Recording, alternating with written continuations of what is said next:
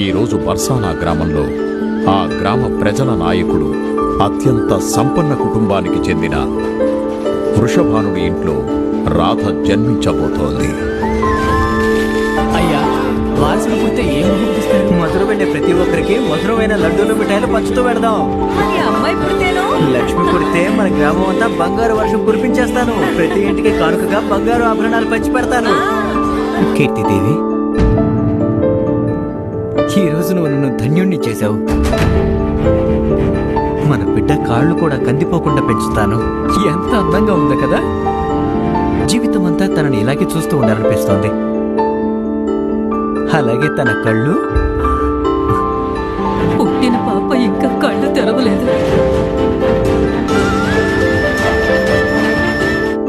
నాకు అర్థమే కావడం లేదు. ఆ ఈశ్వరుడు ఏ తప్పుకి మనల్ని ఇలా శిక్షిస్తున్నాడు? వృషభానుడి గారు, యాగ సంకల్పం పూర్తయింది. ఇప్పుడు శిశువుకి ఏ పేరు పెట్టాలో ఆలోచించారా? ఆడపిల్ల ధార లాంటిది. పుట్టిల్లు వదిలి అత్తారింటికి వెళ్ళిపోతుంది.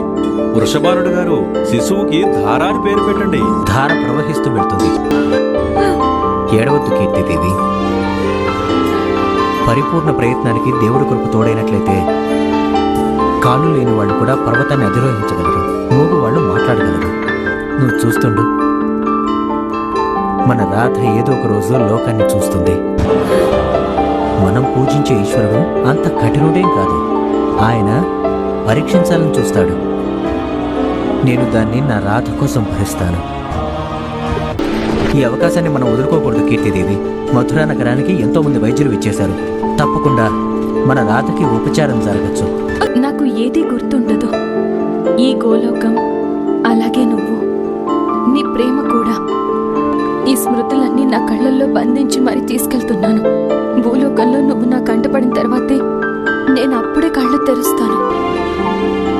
నాకు మాటివ్వు. నేను మాటిస్తున్నాను. దేవకి, చూడు, ఎంత తేజస్సు ఉన్న బిడ్డకు నువ్వు జన్మనిచ్చావు.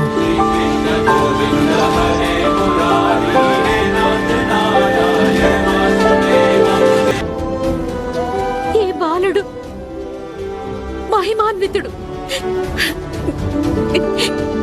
బాబును తీసుకెళ్ళండి.